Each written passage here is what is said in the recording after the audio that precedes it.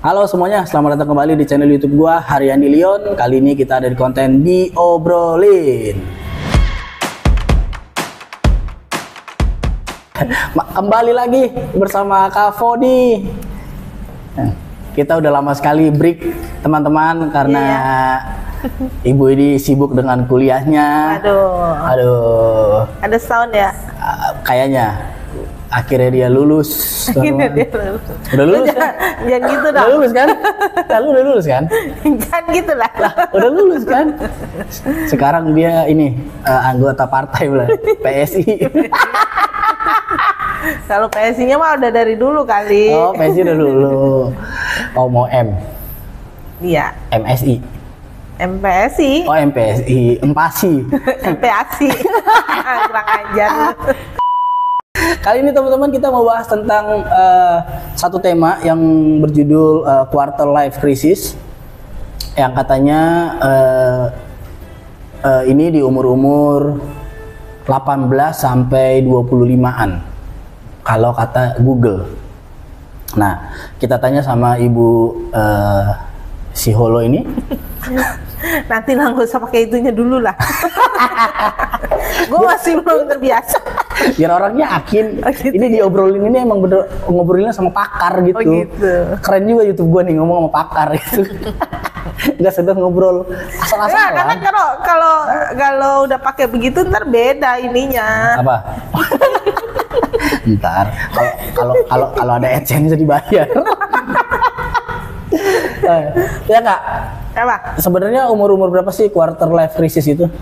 Quarter life crisis itu umur 18 sampai 30. Oh, 30 ya, bukan 25 ya? Jadi peralihan dari masa remaja ke dewasa awal gitu. Jadi perkembangan kalau secara psikologis kita bilangnya tugas perkembangan gitu ya. Dalam perkembangan itu kan ada tahap-tahapannya tuh. Fase-fasenya gitu. Ada yang bayi, bahkan dari dalam perut gitu ya. Infant, bayi, terus anak, remaja, dewasa awal. Dewasa aja tuh ada dewasa awal, dewasa terus dewasa akhir. Gitu. Dewasa itu sampai umur berapa? Dewasa awal itu 18 sampai 40. Itu dewasa awal. Iya. Oh, berarti nggak salah. Berarti lu masih dewasa awal berarti, kan? Berarti gua nggak salah ya kalau gua merasa makanya umur gua dewasa. Ada di sini nih. Iya, ada dalam krisis ini nih. Quarter life crisis. Quarter life. Kayaknya nih, kayaknya beberapa episode yang pernah lu obrolin ke kita itu ya tentang diri sendiri. Kalau beranjak dari pengalaman pribadi lu. Kalau episode pertama kan benar. Kalau ini sebenarnya gue nggak ngerti. Apakah mungkin aja gue merasakan, tapi gue nggak paham kalau misalnya apa yang gue alamin dalam hidup gue itu ternyata termasuk dalam quarter life krisis ini gitu. Nah, tadi kalau lu mau ngomongin dewasa awal di umur 18 sampai 30, gue pernah mengakui bahwa di umur segini gue dewasa. Iya, karena kan ada tadi maksudnya? Ya gue kayak dewasa itu kan kayak lu hidup udah nggak mikirin diri sendiri. Kayak gitu tuh gue kayak gue mulai ada tanggung jawab kayak gitu. Gue ngerti tanggung jawab gue apa gitu. Nah, gue baru sadar di umur segini 32. Oh, 32. Enggak, selama ini tuh kan kayak gue simpelnya gue hidup aja. Gue mau senang-senang. Gitu. Nah, ya itu kan tergantung dari sebenarnya bukan perubahan ya, peralihan itu kan beranjak juga bagaimana masa kecil lu tuh juga berpengaruh gitu. Orang yang biasanya masa kecilnya easy going, dari keluarganya nggak dituntut macam-macam atau segala macam. Nah, itu biasanya perubahannya itu ketika dia masuk ke fase berikutnya, ya dia seperti apa yang sudah dia jalankan gitu. Kalau masa kecilnya dia penuh tuntutan, begitu masuk perkembangan selanjutnya, ya itu akan mengikuti dia tuh. Gitu. Jadi ada kemungkinan quarter life crisis dia bisa lebih lebih dekat atau dia makin menjauh, berarti tergantung kehidupannya dia juga. Iya, betul. Karena quarter life crisis ini kan juga pengaruhnya dari lingkungan, gitu. Lingkungan di mana dia ada itu bisa berpengaruh. Media sosial itu pengaruh dari informasi, apalagi media sosial seperti yang di awal lo udah ngomongin kan, orang banyak banget lu dapat istilah ini kan dari media sosial gitu, dari internet, dari mana-mana. Nah itu akhirnya yang bikin sebenarnya satu pengetahuan untuk sebagian orang, tapi satu pengetahuan buat orang yang anggap masa lalu aja. Iya. Tapi emang sebenarnya artinya quarter life crisis ini apa nih Kak? Kalau kita bedah kan ya sebenarnya artinya adalah krisis hidup di umur seperempat hidup kita gitu kan. Itu kan secara ini implisit. Secara implisit dan secara arti katanya. Harfiah. Kalau harfiah kalau dari Indonesia dari Inggris ke Indonesianya gitu. Nah, tapi kalau dari arti sebenarnya itu ada perubahan masa kesenjangan gitu loh. Kesenjangan di mana perubahan tadi yang gue bilang masa perkembangan itu, dari perubahan dari masa remaja ada peralihan masuk ke masa dewasa awal itu gitu. Nah di masa kesenjangan itulah yang dimana namanya anak remaja yang lagi tadinya dia have fun, terus tiba-tiba 18 itu kan baru harusnya remaja kan, lulus SMA kan, lulus SMA yang mau masuk ke perguruan tinggi. Bahkan sekarang 18 ada yang belum lulus SMA. Iya kan? Karena kalau sekolah sekarang kan diharuskan 7 tahun gitu, 18-19 lah gitu. 19-20. 19 baru lulus gitu kan. Nah masa-masa itu di mana mereka begitu masa peralihan dari yang tadinya dia masih have fun, nggak mikirin seperti yang sekolah doang mikirin hanya sekolah doang, pelajaran, tiba-tiba waduh gua harus ke perkuliahan nih, gua harus ngambil apa. Begitu masuk ke dunia kuliah, lu belajar nggak yang dibimbing lagi di kayak di sekolah SMA, SMP gitu loh, yang wajib belajar itu kan, tapi lu mesti cari bahan sendiri, lu harus ini sendiri gitu, harus berjuang sendiri sendiri. Nah itu mulai ada kegalauan. Terus tadi informasi dari media sosial, terus lu sudah mungkin di rumah sudah dituntut, udah ya lu umur sekian berarti lu belajar cari uang sendiri gitu. Orang tua lu hanya membiayai pendidikan perkuliahan lu, tapi untuk jajan untuk apa lu cari sendiri gitu. Nah perubahan itu yang bikin dia galau, atau dia mungkin mikirin masa depannya dia kayak apa. Aduh gue ke depan mau jadi apa ya, gue nggak bisa apa-apa nih, gue nggak ini. Ternyata dia baru sadar bahwa dirinya nggak punya kemampuan, nggak punya skill, itu bisa mempengaruhi hidupnya dia juga. Atau keadaan dirinya, misalnya dia nggak cantik, dia nggak ganteng gitu kan. Nah itu juga bisa pengaruh. Jadi quarter life crisis ini arti segampangnya orang ngerti apa Kak? Perubahan masa masa kesenjangan. Masa kesenjangan yang terjadi dari masa remaja ke masa dewasa. Gua kan mikirnya simple ya, quarter life crisis gue pikir bisa seperempat hidup. Kalau umur 25, kuarternya berarti kan hidupnya 100 ya. Iya. Orang kebanyakan berpikiran seperti itu. Iya. Karena gue sempat mikir quarter life crisis, quarter kan artinya seperempat. Lah, orang tahu dari mana seperempat? Orang emang lu tahu bakal hidup 100 tahun. Ya, sebenarnya kalau dari ini bukan istilah psikologi secara akademisi gitu ya. Kalau dari terminologinya itu nggak ada ini di istilah psikologi, itu nggak ada gitu loh. Cuman ada istilah ini tercetus oleh seorang jurnalis. Dia bikin buku, dia bikin penelitian tentang itu kesenjangan. Dia lihat ada kesenjangan, ada perubahan dari perilaku, dari cara pandang, cara berpikir dari remaja ke dewasa muda. Nah, itu yang dia lihat bahwa memang ada perubahan di mana orang-orang yang beranjak dari remaja ke masa dewasanya ini ada kebimbangan gitu ya. Bahkan kan kita bilangnya lagi cari jati diri. Itu biasanya di remaja kan. Ternyata kalau mau ditelusurin lebih lanjut lagi untuk masa cari jati dirinya tuh di situ. Kalau kenapa ada kuarternya nih, kenapa Kak? Ini apa cuma menunjukkan umur kah maksudnya? Enggak. Kenapa muncul kuarter gitu? Kalau itunya nggak secara jelas sih nggak dijelasin, nggak ada secara eksplisit dijelasin itu kenapa pakai kuarter, kenapa pakai ini gitu. Cuman kan memang kalau secara global, secara umum tadi yang gue bilang kalau di psikologinya sendiri itu bukan istilah psikologi gitu kan, tapi hanya karena ada penelitian, ada seorang jurnalis yang meneliti itu, ngelihat perubahan secara umum nih. Gue cuma bener nggak sih anak-anak di umur 18 sampai 30 tahun ada masa kesenjangan itu gitu. Nah, kalau mau dilihat dari fase perkembangan itu sebenarnya ada 8 kalau secara di psikologinya gitu kan.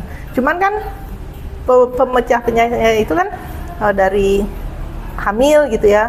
Fase hamil, terus bayi, anak, remaja, dewasa gitu. Nah, itu ada 8 gitu. Nah, mungkin itu bagi dia dibagi 4 gampangnya.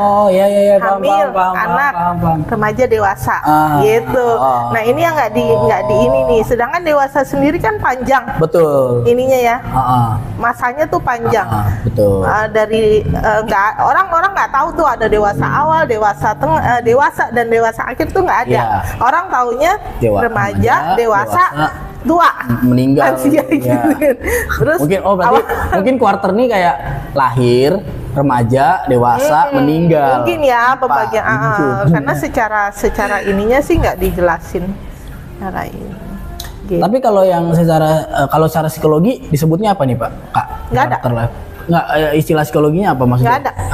Ya tapi kan quarter life crisis ini kan isinya tuh biasanya pencarian jati diri nih, kayak gua galau harus ngapain, terus kayak ya mungkin ada juga yang ekonomi, ya kan gitu. Nah kalau di psikologi mencakup dalam apa nih quarter life crisis ini?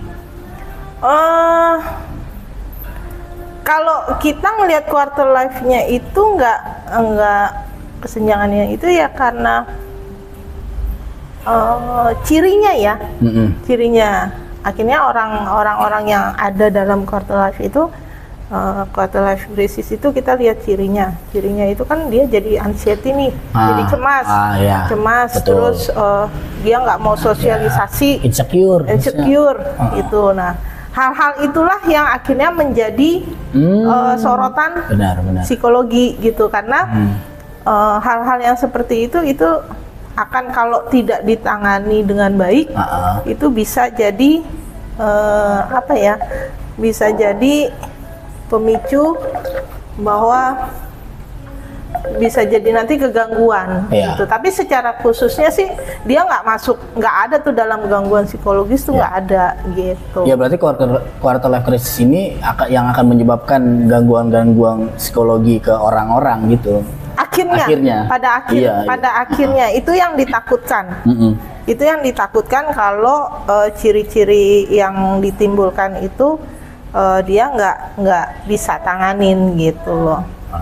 Tapi kalau secara banyak mungkin Kak Foni tahu, mungkin gara-gara apa sih banyak orang merasa mengalami quarter life crisis ini biasanya paling umum, dan ada nggak rata-rata penyebabnya atau rata-ratanya di umur berapa? Kalau yang gua denger rata-rata itu di usia 25-an, makanya banyak orang ngerasa lah kok makanya gue bilang tadi emang lu hidup sampai 100 tahun. Karena rata-rata yang di quarter life crisis ini rata-rata orang taunya di umur 25. Ya, gitu. 25 sampai 30. Soalnya quarter life crisis ini kan kebanyakan orang bilang kayaknya nggak cuma sekedar pencarian jati diri sih, kadang-kadang digalau untuk menentukan hidup mau kemana, kayak gue harus fokus kerja dulu kah, atau gue mau menikah dulu kah, atau mau gimana ya, atau gue mau kerja sambil nikah bisa nggak ya, kayak bisa kan kayak gitu-gitu galaunya tuh. Nah kadang kalau tadi kan 18 sampai 30 tuh kayaknya anak kuliah pun kadang-kadang masih ya boro-boro dewasa, kadang-kadang anak kuliah pun masih dibayarin orang tua yang cuman berangkat doang, pulang gitu-gitu kan, belum kayak istilahnya kehidupannya masih flat gitu doang kan, gitu. Makanya mungkin 25 kan orang udah lulus nih S1, rata-rata 24, 25 tuh orang udah lulus. Jadi disitulah orang galau tuh kayak, gue mau lanjut S2, apa gue mau kerja dulu ya, gitu. Atau gue mau nikah gitu. Kalau cewek kadang-kadang, apa gue nikah dulu ya, apa gimana gitu. Nah kan banyak kan umurnya segitu tuh. Nah tapi kalau Kak Foni tahu datanya atau punya umur berapa kah, atau biasanya karena apa gitu Kak? Itu ada faktor internal, ada faktor kayak yang tadi di awal lu bilang. Ada faktor internal, ada faktor eksternalnya gitu kan.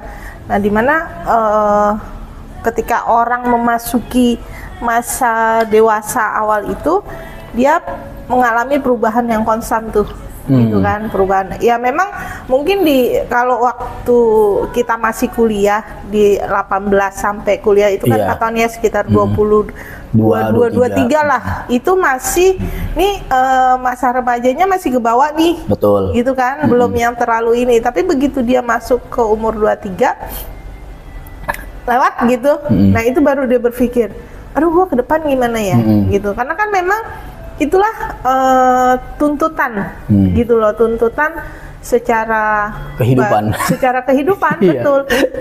Karena kan gini, kalau ini bicara budaya Indonesia ya, kita budaya Indonesia, ada kita yang kalau orang Indonesia itu kan, lu udah lulus S1, ya kerja. S2, lu kerja. Iya udah, gitu loh. Ya kan pemahamannya masih segitu. Lo dalam tanda kutip, lo jadi budak korporat gitu. Kalau lu nggak kerja, lu nggak berhasil. Indikatornya kan seperti itu. Di Indonesia tuh masih seperti itu. Betul. Padahal kan sebenarnya S1 itu kan bukan hanya dituntut lu sebagai karyawan, tapi bagaimana lu bisa membuka lapangan pekerjaan dengan skill yang lu punya, gitu kan. Nah itu yang bikin akhirnya ada individu-individu itu yang ngerasa, waduh, gue kerja di mana dengan persaingan yang begitu. Itu yang bikin dia ini. Artinya apa? Mungkin dia yaitu tadi insecure gitu ya. Dia nggak percaya diri bahwa dia bisa melakukan dengan apa yang dia punya, gitu. Terus itu kan masa-masa membangun hubungan, gitu. Ada rasa suka, ada rasa apa. Betul. Nah kecemasan itu yang muncul, akhirnya dia bikin jadi overthinking kan. Gue udah umur segini, gue belum punya pasangan nih. Gitu, gue belum punya pasangan, gue belum punya, kok gue nggak laku kali ya, gitu. Itu kenapa ya? Karena dari budaya juga gitu. Ya benar, lalu emang kayak fase kehidupan jadi kan, ya lu habis ya kerja, ya lu kerja untuk apa? Ya paling untuk nikah gitu-gitu kan paling. Kalau pemahamannya orang umum gini, lu suka perhatiin gini nggak sih, kita nih ya sebagai anak, sebagai individu, yang ditanyain apa? Begitu lo lulus SMA, kuliah di mana? Kuliah di mana? Gitu kan? Lulus kuliah. Udah lulus kuliah, kerja di mana? Lo kerja udah mapan. Kapan nikah? Abis nikah, kapan punya anak? Nikah belum punya anak. Kapan punya anak? Bener. Anak 1. Kapan punya anak 2? Kapan nambah lagi? Iya benar sih. Gak pernah nanya kapan lo mati, gitu kan? Gitu. Bisa sih kalau udah sebelum orangnya. Ya tapi kan itu hal-hal ini yang gitu. Nah ada juga yang dia karena fokus sama dirinya sendiri gitu. Dia hanya mikirin itu tadi, oh gue harus begini, itu pokoknya harus gue harus begini, gue harus begini, gue harus begini. Tapi dia nggak kerja, dia nggak melakukan tindakan itu gitu. Itu hanya sebagai wacana aja dalam diri dia. Dan dia hanya fokus sama dirinya dia sendiri. Dia beranggapan bahwa itu tadi, dia cuma mikirin kekurangannya dia aja nih, gitu. Dia nggak coba untuk keluar gitu. Terus bisa ada lagi karena dia nggak punya tujuan ke depan. Makanya kalau kita kan, kalau gue nih saat ini ya, gue lagi bikin pelatihan, itu gimana caranya kita merubah cara pandang anak-anak muda supaya mereka punya visi, gitu, punya visi. Ya visi itu kan bagaimana visi itu kan tujuan ya, iya, tujuan hidup. Gimana sih caranya dengan umur lo yang sekarang, lo udah punya visi ke depan, berapa tahun ke depan lo harus jadi apa gitu. Nah itu bisa membantu kita untuk keluar dari masalah ini gitu. Jadi setidaknya kalau kita punya visi hidup, kita bisa ngukur ya. Ya. Kita misalnya, gue pengen umur 40 gue jadi CEO misalnya. Jadi kita bisa ngukur ya. Saat kuliah gue harus ngambil ini, gue harus ngapain, gue harus ngapain. Oh gue jadi karyawan. Ya gue belajar dulu ini jadi karyawan umur segini, gue harus bangun usaha umur segini gitu kan. Ya. Gitu. Jadi memang yang membantu kita bisa keluar dari ini ya quarter crisis life ini ya itu tadi, lo harus punya tujuan hidup dulu gitu. Karena dengan punya tujuan hidup lo nggak akan mikirin diri lo sendiri, mikirin kekurangan lo, gue ke depan seperti apa, nanti gadis apa yang suka sama gue, lo nggak mikir lagi gue jelek, nggak ada orang yang suka sama gue gitu, enggak, lo udah nggak mikir gitu. Gitu. Ya itu tadi lo easy going aja. Ya ketika lo kejar visi hidup lo, kalau nanti pun nggak, ketika menuju visi hidup kan nanti akan banyak yang datang sendiri gitu ya. Ketika lu hidup lu punya nilai, ya pasti kan yang datang juga akan bernilai gitu kan. Pasangan lu juga akan sesuai lah, pasti sepadan lah, maksudnya ya kalau lu bagus ya pasti kan yang datang akan bagus juga gitu kan. Karena kan gini, ada orang-orang yang karena dia nggak tahu ke depan dia mau bikin apa, target hidupnya dia fokus misalnya, gue udah umur segini nih. Biasanya perempuan itu kalau udah umur 22 belum punya pacar tuh udah warning banget dalam tanda kutip gitu. Akhirnya apa? Dia nggak mikirin lagi bagaimana dia bekerja dengan baik, dia mikirin, aduh gue kapan ya, siapa yang dia lakukan berbagai cara untuk dia bisa menarik para pria di luar sana gitu. Ya banyak juga yang karena ya gitu, karena mungkin benar juga tadi yang bilang Kak Foni, karena lingkungan.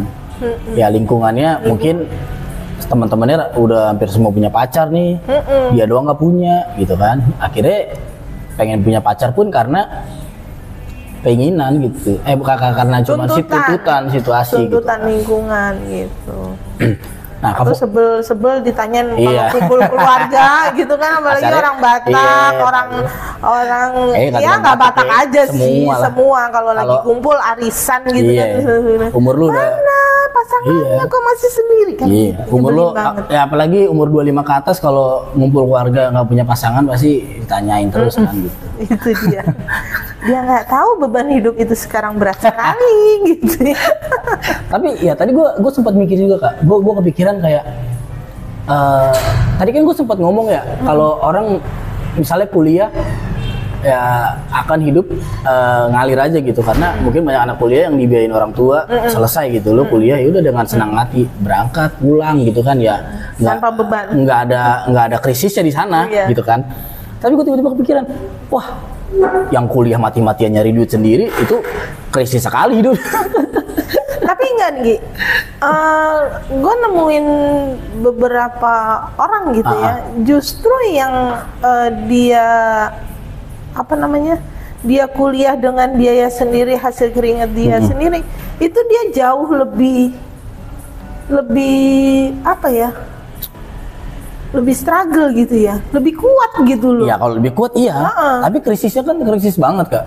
Misalnya krisisnya dia nyari, gimana nih? Ya kayak dia ya secara ekonomi pasti kan dia struggling, kan dia nyari juga. Berarti kan kalau orang kuliah nyari duit sendiri, berarti kan ada ekonomi keluarga yang kurang di sana pasti. Ngapain nyari sendiri? Jarang lah ada orang yang mampu nyari sendiri. Gue udah mampu nih keluarga gue, ngapain gue nyari sendiri? Pasti jarang kan. Pasti kan, berarti kan di balik kuatnya dia ada krisis life yang dilewatin dia juga kan, yang lagi dilalui kan.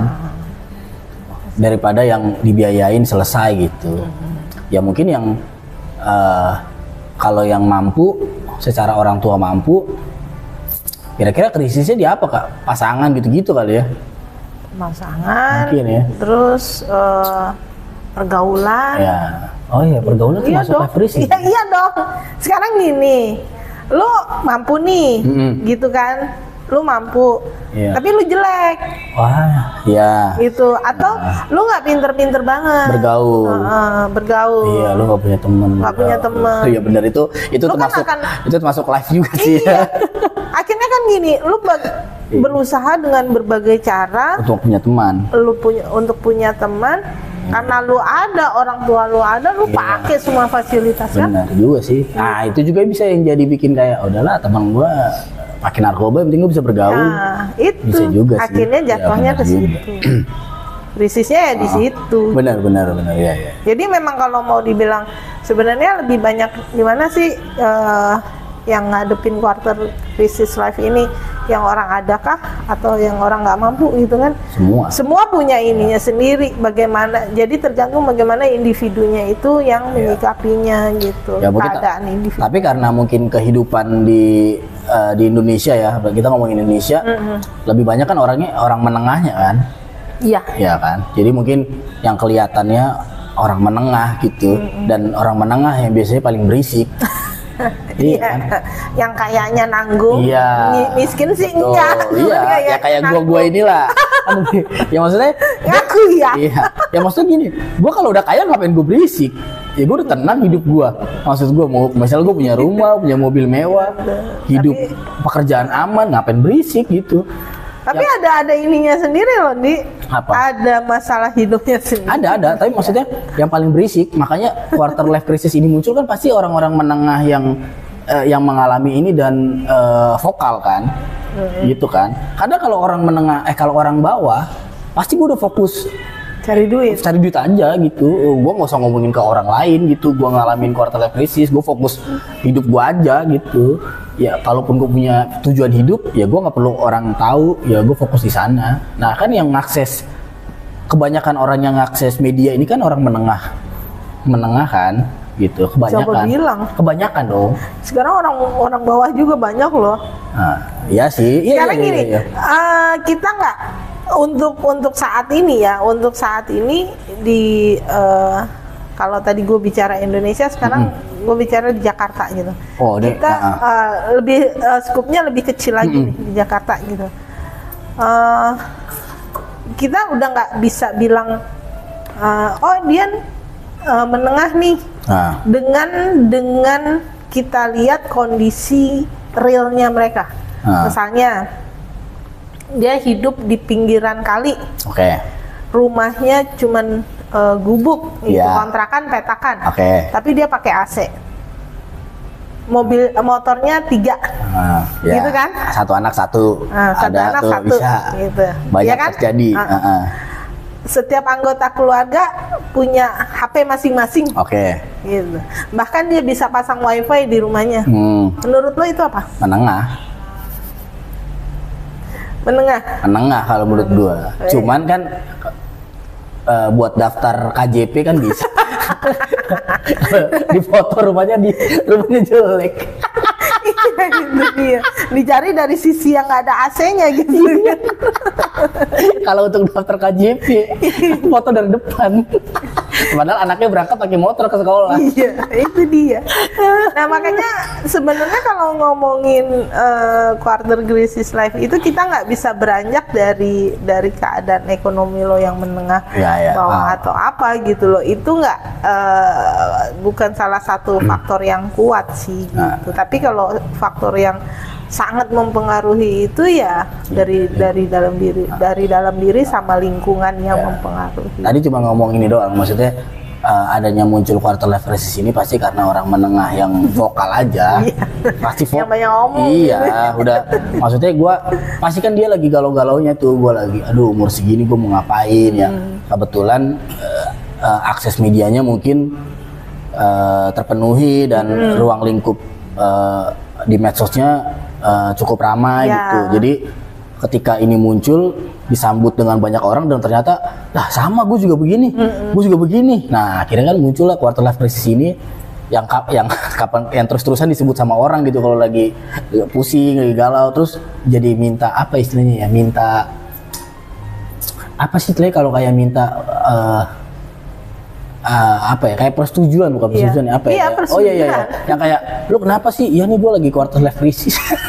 Kan kayak gitu. Oh gitu ya. Oh iya tuh bener emang kayak begitu, gue tahu tuh deh biasanya gitu. Iya. Jadi minta kemakluman juga gitu dari orang-orang kan. Iya. Lu kenapa lagi begini lu galau? Iya nih di masa-masa gue nih quarter life crisis. Nah itulah kelemahan, bukan kelemahan ya, kebanyakan individu-individu sekarang tuh, apalagi yang namanya yang masuk dalam kategori generasi. Kalau milenial, kalau gue melihat milenial itu dia masih bisa mencerna apa yang dia terima, informasi apa yang dia terima. Ada beberapa bagian, ada beberapa tahun kelahiran milenial itu kan dari 2 ya? Milenial tuh dari berapa ya? 2000 ya? 90-an ya sampai 96 2000 97 kan udah Gen Z. Masih 2000-an lah 97 bukan Gen Z. 2002 itu kayaknya masuk Gen Z. Coba nanti di cross check lagi di ini. Nah, terakhir gue cek sih Gen Z itu 97. Gen Z. Iya, Gen Z. Cari ya. Mumpung gue megang laptop nih. Biar pasti kita nih. Betul. Gen Z tuh setahu gue 97. Makanya banyak yang bilang anak 97 tuh nggak tahu kalau mereka tuh Gen Z. 97 sampai 2012. Itu Gen Z. Makanya anak 90-an kan, anak-anak yang lahir tahun 97 98 tuh nggak tahu kalau mereka tuh Gen Z. Iya, dipikirnya Gen Z itu yang 2000-an atas. Iya, padahal mereka tuh Gen Z tua. Gen Z 2 ya, ada ya Gen Z 2 ya. Bang, kayak dewasa aja ada dewasa awal akhir. Umur gitu. 97 tuh udah umur berapa coba? 27. Enggak 20 dong, lebih dong. 27 dong. 30 dong. Gua aja. Oh iya 27. Iya 27. Anak kelahiran 2000 aja 24 kita udah nggak sadar. Kita tuh kalau nanya sama orang, lu lahir tahun berapa? 2000, masih bocah. Tapi kalau kita pikir-pikir, umur lu 24 cuy. Walaupun banyak di kantor nggak songong-songong emang. Gitu. Gue pengen bahas itu sekalian sih, cuman ntar dulu deh. Nanti ngelebar. Iya, cuman nggak. Ini intermezzo aja, nggak tahu kenapa Gen Z tuh banyak songong-songong gitu kan. Maaf ya kalau Gen Z yang sopan-sopan ya. Tapi di kantor saya Gen Z songong-songong. Kayak nggak ada tata keramanya hidup kayak. Lu semua temen gua gitu kayak. Tapi emang bener loh. Emang bener, gue nemuin beberapa nggak semua. Kita maaf ya, makanya bilang maaf ya kalau ada beberapanya hampir semua. Ya kan gadget beberapanya hampir. Tapi mungkin yang 2000-an ke atas ini, yang 97 ini masih bagus. Karena kayaknya masih terikat, masih terikat milenialnya. Iya, enggak, kayaknya gini. Generasi yang udah mulai nggak dapat penggaris kayu sama lemparan apusan itu tuh yang kurang ajar. Berarti nggak bisa Kak. Di kampung-kampung masih banyak yang pakai penghapusan. Di kota mungkin. Tapi kan walaupun di kampung kan juga udah nggak semena-mena kayak kita dulu. Iya sih, sekarang dilaporin apa-apa, ditabok guru bisa lapor. Iya. Viral. Nggak usah ditabok, lu dicubit aja juga udah. Dicolek aja juga udah dibilangnya lu KDRT. Kalau balik ke quarter life crisis nih, Kak Foni kan udah memasuki dewasa akhir ya. Waduh, tolong ya Pak, maaf. Coba tadi dewasa awal umur berapa? Ya gue dewasa dong. Dewasa awal itu kan 18 sampai 40. Lu berapa? Gue masih 44 cuy. Ya kan 18 sampai 40. Dewasa itu. Oh dewasa. Oh lu dewasa awal. Dewasa. Dewasa 18 sampai 40. Kan ada dewasa awal, dewasa baru dewasa akhir. Oh 44 tuh dewasa. Gue udah dewasa. Oh berarti kalau 30? Hah? Lu masih dewasa awal. Oh, dewasa. Makanya lu masih ngadepin ini. Oh dewasa awal. Dewasa awal. Dewasa awal, dewasa akhir. Oh, balik. Oh dewasa awal. Dewasa. Oh, gua tuh masih dewasa awal.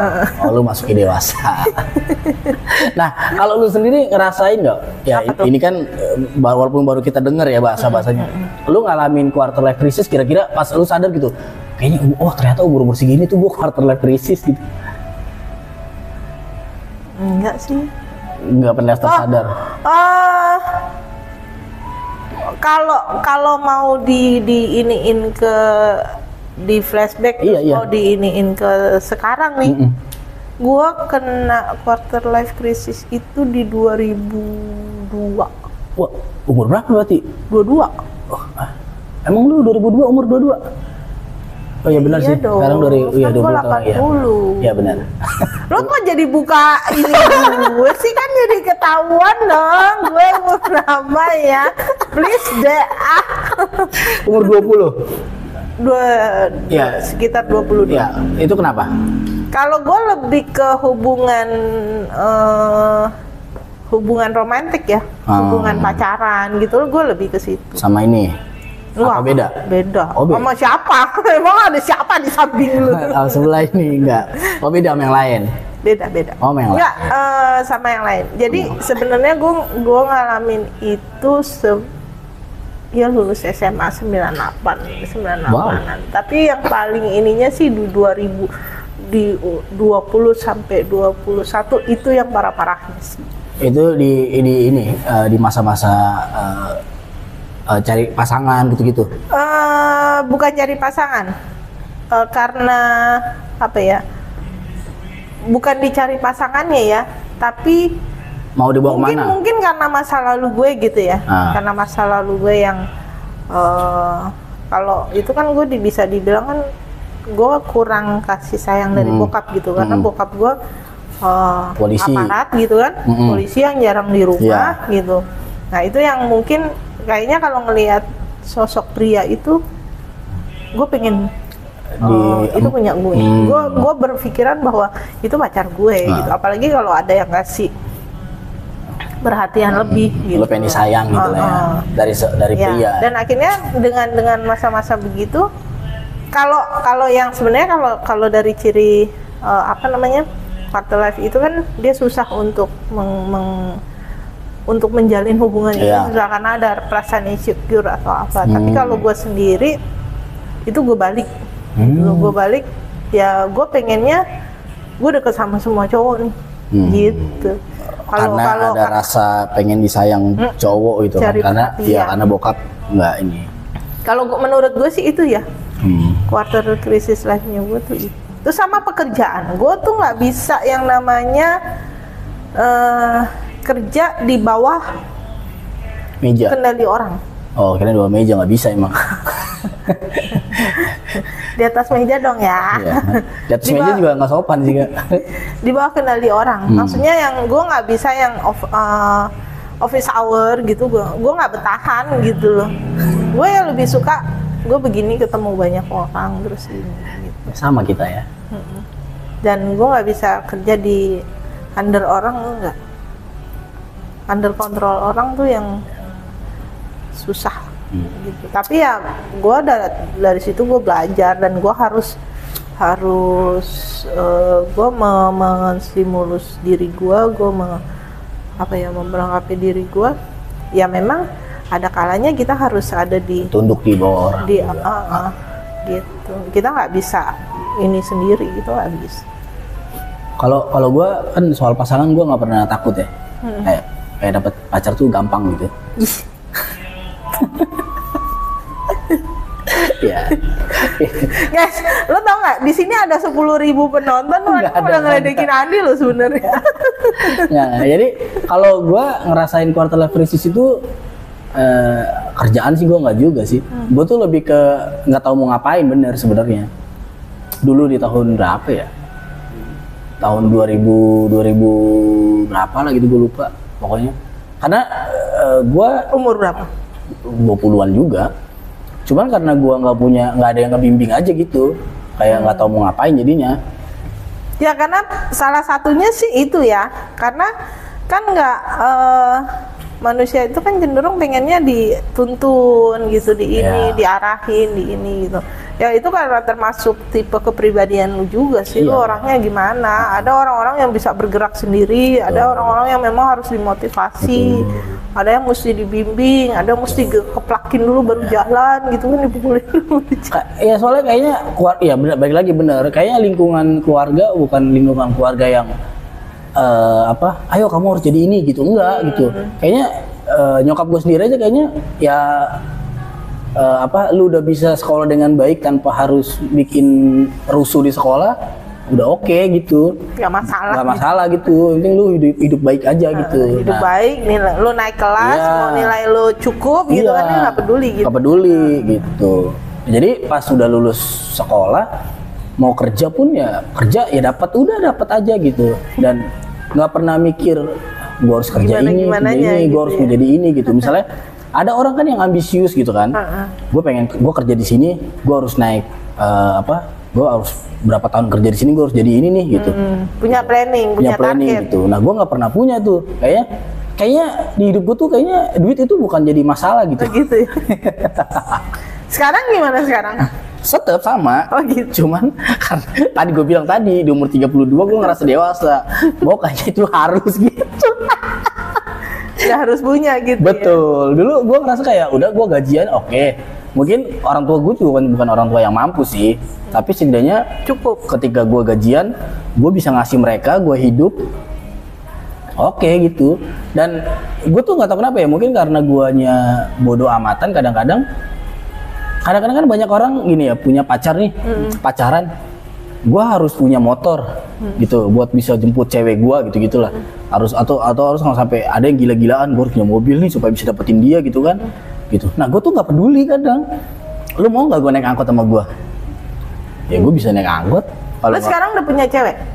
Mau nikah gue. Oh, wow, luar biasa ya.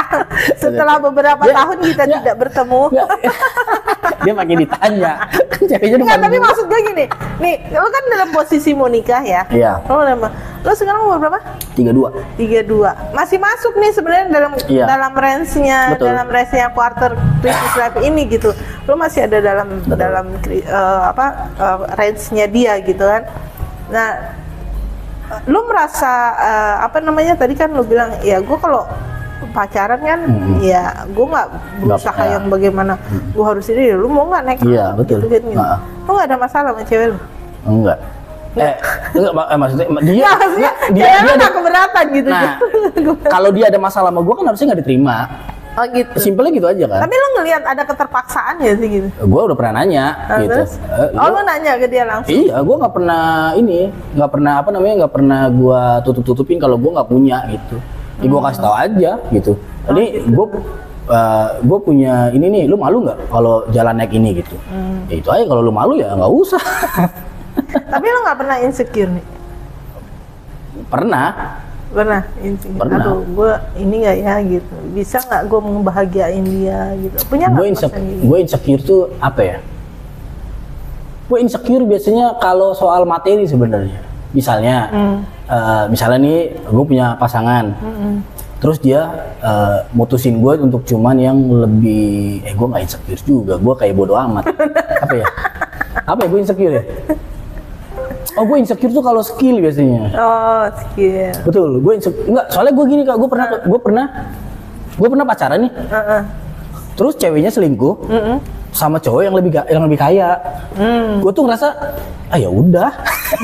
Lo begitu? Iya, karena gue ngerasa ya kalau ngincernya segitu, gue kan nggak mampu. Ya udah sama dia aja. Gitu. Jadi berarti dalam arti kata gini, kalau kita balik ke quarter crisis life itu ya, berarti lu di part itu lu nggak ada masalah nih. Enggak. Gitu. Tapi lu tadi bilang lu punya insecure di skill. Betul. Gitu. Itu skill apa tuh? Ya misalnya gue pengen punya sesuatu, misalnya gue pengen kayak sekarang nih, gue lagi minat di bidang video dan fotografi kan. Terus tiba-tiba satu project sama temen yang anjir, lebih ahli. Iya, dia bisa semua gitu. Kadang-kadang tuh yang bikin insecure lagi umurnya di bawah gua. Gitu. Tapi skillnya jauh di atas lu gitu. Cuman kalau gua korek kadang gua bisa insecure gua terobati kadang-kadang. Tapi walaupun itu kayak ini apa ya istilahnya ya? Apa sih, kayak kepala batu gua aja kali. Misalnya kayak yang mengobati insecure gua kadang-kadang misalnya gua tanya-tanya kan. Umurnya lebih muda tapi ternyata dia sekolah film. Gue tuh langsung ya udahlah gitu. Karena dia memang di situ. Iya, tapi kalau tiba-tiba dibilang lu belajar otodidak, wah gue ngerasa kok skill gue nggak bisa. Betul, kok skill gue sampai segini doang, dia otodidak bisa si jago ini. Tapi gitu. lo berusaha nggak untuk dapetin ini? Iya, biasanya gue tetap akan nyari tahu kayak misalnya kayak gue nonton YouTube, googling cara makainya gimana gitu-gitu. Nah. Cuma kadang-kadang kesempatannya nggak datang gitu kan, kayak udah dipelajarin ternyata nyari alatnya ini nggak dapet gitu. Cuman ya kadang-kadang diri gue ngasih ke permakluman itu. Cuman ya insecure aja pas di project yang bareng nanti insecure lagi aja kayak dia dipercaya megang alat yang semahal ini loh gitu. Itu kenapa gue tanya begitu? Kenapa? Itu jadi salah satu tips buat teman-teman di rumah juga gitu loh. Jadi ketika lo ngadepin yang namanya insecure dengan apapun itu dalam bidang apapun itu, lo jangan ngikutin rasa insecure lo itu. Lo justru harus memotivasi bagaimana lo bisa, dia bisa, gue juga bisa gitu. Susah banget gitu. Tapi bisa ketika kita ada kemauan. Memang orang insecure itu untuk mengerjakan sesuatu tuh susah banget sih gitu. Tapi mesti belajar supaya apa, lu bisa keluar dari quarter crisis life lu itu di bidang apapun itu, baik itu percintaan, baik itu pekerjaan gitu ya. Nah, mulai maintenance dari sekarang supaya lu jangan masuk ke fase itu gitu loh. Pasti bukannya jangan masuk, lu mungkin bisa masuk ke fase itu, fase dimana quarter crisis, lu ngalamin quarter crisis life, tapi lu nggak akan terus stuck di situ, gitu. Tapi lu bisa terus memotivasi diri lu bahwa gue ya bisa dengan apa ya, itu lu punya tujuan hidup aja. Kalau lu kan tadi lu bilang gue di skill nih kak, gue ininya di situ, tapi gue tetap belajar, gue cari tahu, walaupun dia otodidak, gue juga bisa dari mana cari ini, walaupun nanti kendalanya apa, kendalanya di alat gitu kan, mungkin harganya mahal atau apa, tapi kan dengan begitu lo bisa, bisa nggak ya, gue tanya nih sama teman gue yang deket, yang juga di bidangnya itu gitu. Nah itu sih yang kalau gue boleh kasih tips itu tadi.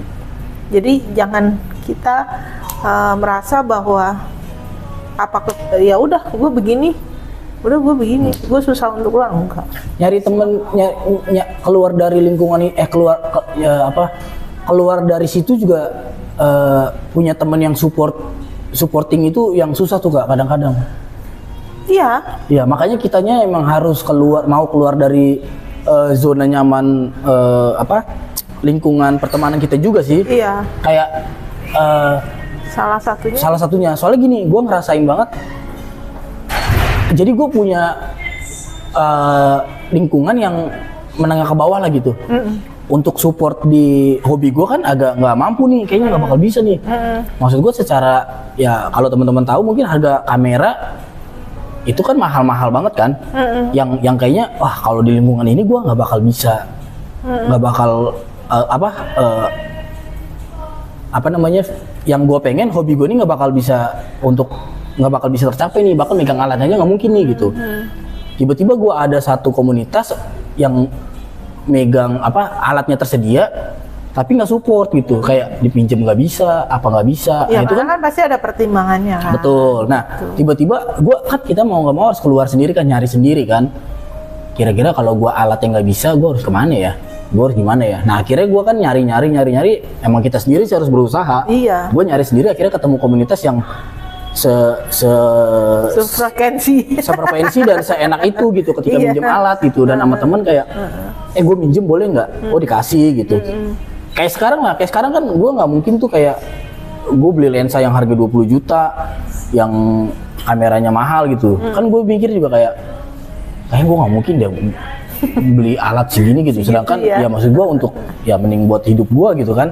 Tapi ketika punya teman yang support dan dia percaya sama kita, nah balik lagi kita harus bisa dipercaya sama dia kan. Dia berani kasih pinjem gitu, atau bahkan ya nanti kalau udah ada duitnya ya kita bisa sewa gitu. Jadi kita tetap alatnya tetap bisa kita pegang dan kita buat nambahin skillnya juga kan. Ya itu, jadi mesti kita bisa berani, satu punya motivasi diri sendiri. Terus yang kedua lu harus berani keluar dari zona nyaman. Betul gitu. betul. Terus yang ketiga bukan cuma motivasi, tapi lu harus berani bergerak. Benar. Bergerak. Karena kalau lu diem di situ aja lu. Benar. Walaupun lu punya tujuan hidup lu besar apa segala macam, tapi lu nggak bergerak untuk wujudin itu, lu nggak akan dapet. Gitu. Iya. Ya gue juga, nih gue mau masuki masa-masa gue ngerti bahwa gue harus bergerak sih. Ini makanya gue bilang, gue nggak tahu gue terlambat atau enggak ya, tapi gue mikir lagi, balik lagi, daripada nggak sama sekali, bodo amat lah umur berapa aja gitu, gitu kan. Karena gue ngerasa dulu gue takut kan untuk karena mindernya di skill gue itu. Bahkan gue pernah satu di project film gue cerita. Jadi gue ada satu project film, gue jadi diajak temen jadi videographer behind the scene. Ya karena gue takut di skill gue nggak mumpuni, gue takut salah kan. Gue tuh orang yang penakut banget, jadi gue takut salah gitu. Padahal teman gue udah bilang, udah lakuin aja gitu. Bahkan gue untuk dikasih satu project, gue kadang-kadang berangkatnya gimana ya? Gue udah pikiran dulu tuh gimana ya? Gue tuh orang yang kalau nggak ngerti gue nggak berani ngelangkah gitu. Kan ada orang yang, lu bisa ini nggak? Bisa. Ada kan? Orang banyak kan? Gue tahu tuh orangnya. pas nyampe lokasi nggak tahu, bingung mau ngapain. Coba lu tiba-tiba dikasih alat. Misalnya lu dikasih alat. Kayaknya dulu pernah kita bahas deh. Di video kita awal-awal. Misalnya lu megang kamera Canon. Tiba-tiba di lokasi lu kamera Sony. Kan lu mumet tuh. Nah, gue tuh orang-orang yang takut kayak gitu tuh. Makanya jadi gue kadang-kadang saking detailnya, kadang-kadang ada juga orang yang kesel sama gue kayak, nanti di sana pakai kamera apa, ini apa gitu-gitu. Padahal temen-temen kadang-kadang udah sih lu datang aja gitu. Nah tapi makin kesini makin belajar, udah gue jalan aja dulu. Nanti ya kalau enggak gue pelajarin dulu aja gitu. Jadi gue semakin sini makin banyak belajar, makin coba beraniin diri. Udahlah nanti tahu-tahu di situ aja gitu. Tapi basicnya udah ada gitu, nggak cuma sekedar datang. Lu bisa gitu. Padahal nggak punya basicnya gitu. Nah gue learning by doing lah ya. Ya learning by doing tapi basicnya ada. Jangan cuman lu bisa. Nah kayak sekarang kan gue lagi seneng ini moto-moto konser. Jadi kayak kan gue nggak dibayar tuh. Tapi karena gue tahu wah kan di sana gue pikir banyak hal yang bisa gue pelajarin tuh. Cara motret cepet gimana nih kalau orangnya tiba-tiba gerak kanan kiri, gue bisa banyak pelajarin tuh. Terus kalau konser kan lightingnya begini gimana tuh cara gimana ya cara moto lighting tiba-tiba gelap tiba-tiba terang gitu kan. Ya gue mau nggak mau ya udah datang aja, ya mau ntar hasilnya gelap orang gue nggak dibayar ini kan, yang penting datang aja dulu gue foto, ada bagus syukur, nggak ya pulang. Nah, tapi kan justru dengan cara begitu lo tahu nih. Betul. Skill lu seperti apa kan lo tahu. Iya. Dengan begitu kan lo terasah terus kan. Betul. Dari situ gue bisa nentuin harga gue nantinya. Iya. Gue tahu. Gue kalau diajak orang event ini gue tahu harga gue berapa gitu karena gue kayaknya mampu nih. Gitu. Ya itu yang itu yang iya dong, Kak Foni juga pasti kan nanti tahu dia udah bisa gini-gini kan nggak mungkin udah sini curhat sama gue 100.000 kan mungkin dong. Cerita bukan curhat namanya, kalau psikologi apa sih namanya, konseling sama lu 100.000 kan kayak lu curhat aja di web sono gitu. Iya itu yang apa ya, itu yang membuat itu yang orang dalam masa quarter crisis life itu nggak punya pemikiran seperti itu gitu loh. Gue ke depan gue tahu nih harga gue jadinya berapa gitu. Itu nggak usah mikirin harga gue berapa, tapi mikirin gue mau bikin apa aja gue nggak ngerti. Nah itu yang sekarang harus apalagi itu tadi ya. Lu banyak informasi dapet, lu gampang banget sekarang dapet informasi dibanding gue dulu, zaman gue remaja gitu kan, zaman ini aduh susah banget untuk internet aja gue harus nongkrong di warnet gitu kan. Atau, informasinya terlalu mudah malah didapat sekarang tuh. Justru dengan kebanyakan informasi itu orang menjadi lebih insecure, orang bisa. Malah bisa ya?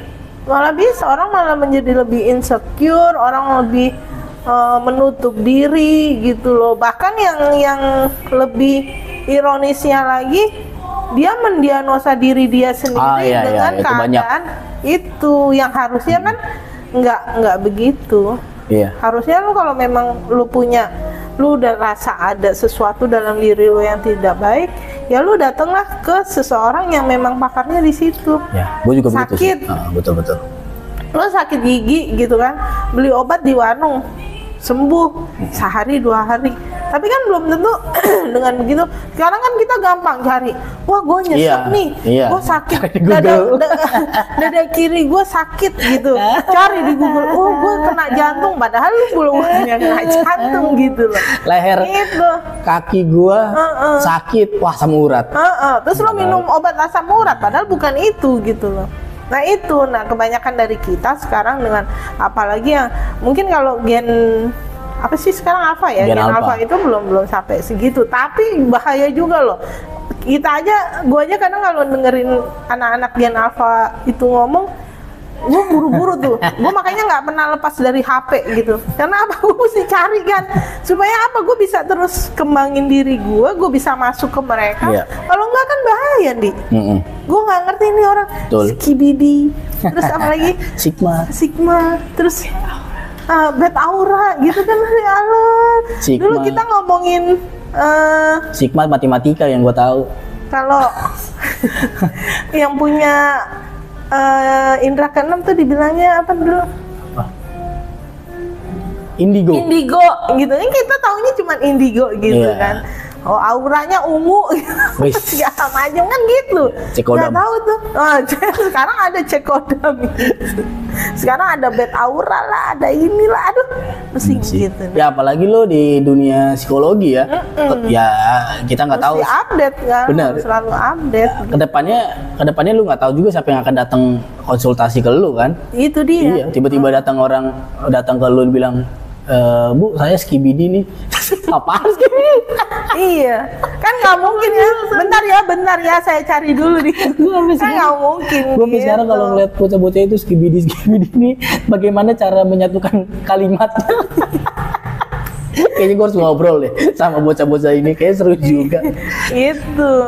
Gen Alpha tuh umur berapa sih? 2000. Umur berapa ya? 2008. 2009.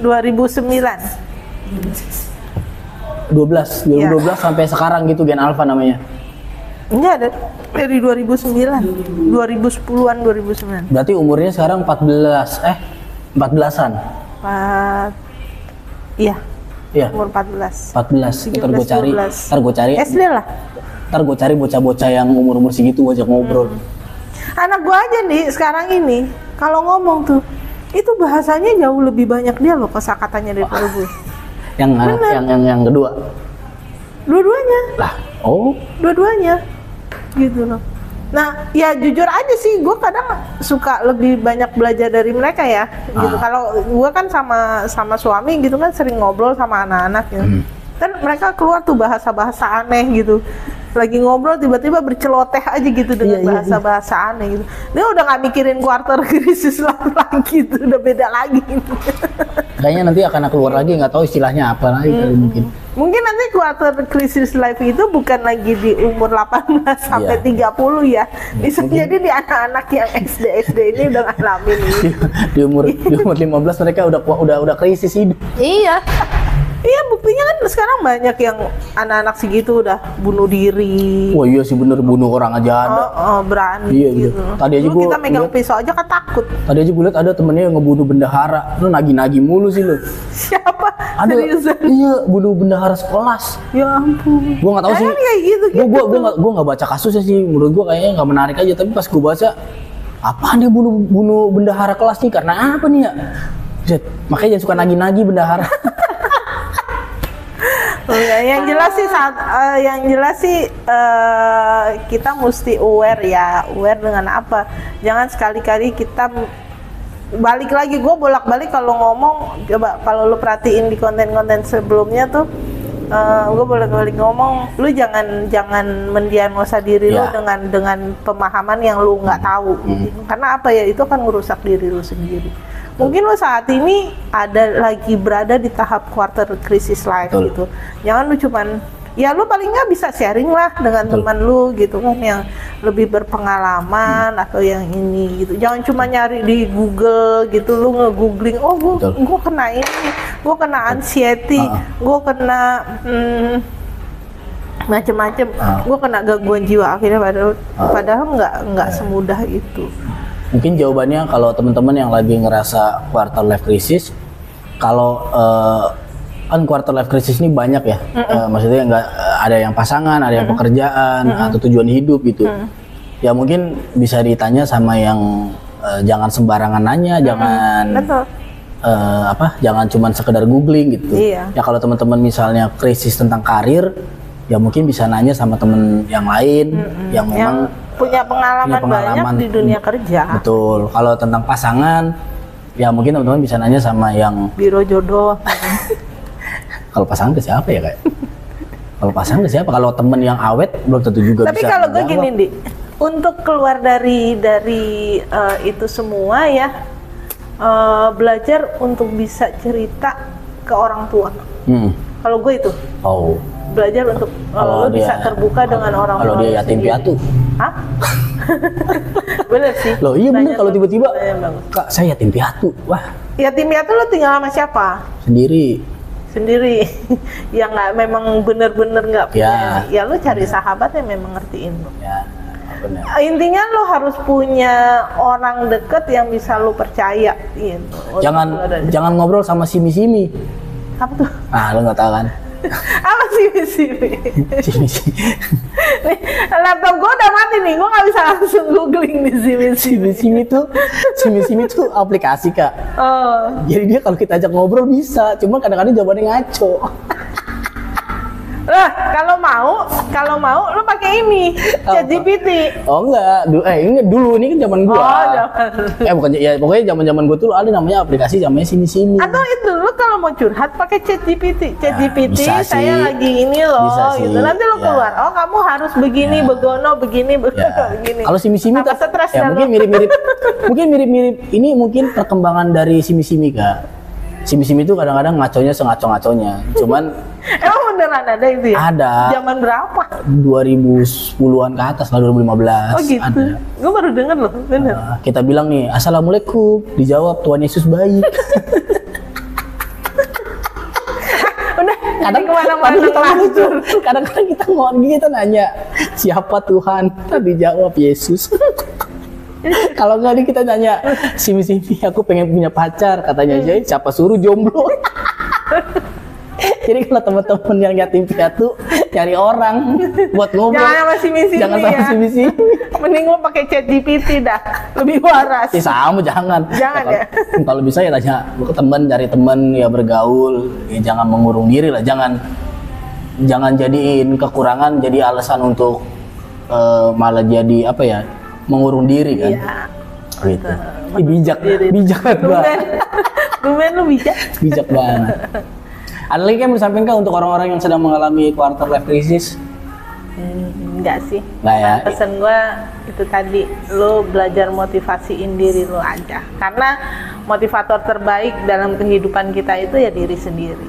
Baik, itu dia teman-teman. Terima kasih teman-teman yang udah nonton dari awal sampai akhir. Semoga ada pesan, ada nilai yang bisa diambil, dan teman-teman bisa lepas dari quarter life crisis dan hidup lebih menyenangkan dan bisa bahagia lah hidupnya gitu. Semoga ya. Ya, karena kan masih panjang lagi, karena kan hidup nggak selamanya mulus, ya kan? Lagi seneng, bapak meninggal kan, gitu kan? Ya nggak? Ya memang harus dihadapi. Iya betul, ya makanya semoga bahagia. Nggak selalu, hidup nggak bisa selalu bahagia, pasti ada sedihnya. Tapi kan itu semua bisa kita lalui kalau kita bisa motivasi diri sendiri. Oke. Terima kasih teman-teman. Saya Andi. Saya Foni. Kita pamit, sampai jumpa di konten selanjutnya. Bye-bye.